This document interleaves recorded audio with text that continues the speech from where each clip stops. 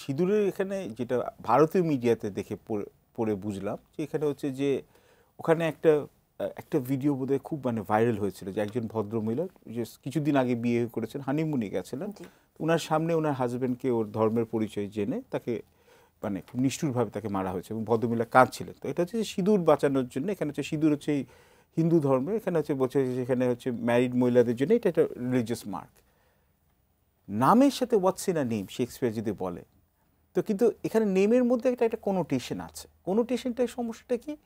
কোনোটেশনটা হচ্ছে যে এটা রিলিজিয়াস সেন্টিমেন্ট, এবং আমরা তো জানি যে ভারতে হচ্ছে যে এবং ভারতে কিন্তু সবচেয়ে প্রফেশনাল এবং সবচেয়ে সেকুলার যদি তিনটি অর্গানাইজেশন ছিল ব্রিটিশ আমল থেকে, এটা ভারতে আসলে সারা বিশ্বে এটা গর্ব করার মতো ছিল। একটা হচ্ছে ভারতের আর্ম ফোর্সেস, একটা হচ্ছে ভারতের বিউরোক্রেসি এবং ভারতের জুডিশিয়ারি, যেখানে আপনি শিখ হন, আপনি হিন্দু হন, আপনি মুসলমান হন, আপনি খ্রিস্টান হন বা জিউ হন, আপনি কিন্তু হচ্ছে ভারতের এখানে হচ্ছে এই তিনটে সংস্থার মধ্যে আপনি গর্বিত হবেন।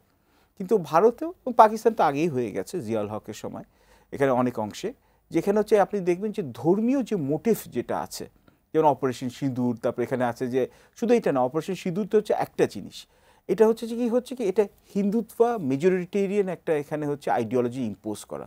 এবং তার সাথে সাথে আপনি দেখুন হচ্ছে যে ওদের অভ্যন্তরীণ খাতে হচ্ছে এনসিআরটি, যে ওদের যে এডুকেশনের যে বোর্ডটা, সানবিট সব দিবে সামাল।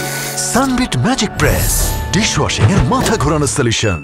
ওরা কিন্তু এখন হচ্ছে মোগলদের আমলে যে ভারতের যে শাসন অবস্থা ছিল ওটাকে ওরা কমিয়ে ফেলছে বা ড্রপ করে দিচ্ছে, বা মুসলমানদের কন্ট্রিবিউশনটাকে ওরা মিনিমাইজ করছে বা ডিমোনাইজ করছে। এবার ওদের এখানে দেখে বলিউডে একের পর এক ছবি আসছে এবং বহু বছর ধরে আসছে, 8-10 বছর ধরে মুসলমানদেরকে দেখানো হয় যে আক্রমণকারী, অত্যাচারী, ক্রূর। আবার পাকিস্তানেও এক অর্থে আছে, কিছুটা হলেও না, অনেকটা আছে। তো দুটো দেশই কিন্তু এটার উপর স্ট্রাইভ করে। এবং রিলিজিয়াস এই যে এক্সট্রিমিজম যেটাকে বলবো, যে কোনো ধর্মেরই হোক, আপনি মিয়ানমারে বলেন, শ্রীলঙ্কাতে বলেন, ভারতে বলেন, পাকিস্তানে বলেন, এমনকি বাংলাদেশেও অনেক অংশে কম হলেও বাট আছে। তো এইগুলো মাথাচাড়া দেয় যখন হচ্ছে রাষ্ট্র তার বা রাষ্ট্রের নায়করা যে বা হচ্ছে রাজনীতিবিদরা তাদের হচ্ছে ক্ষুদ্র স্বার্থে এগুলোকে অপব্যবহার করতে চায়। তো এইটা থেকে কিন্তু যে ফলটা হয় সেই বিষ বাষ্প কিন্তু হচ্ছে সবাইকে ভুগতে হয়।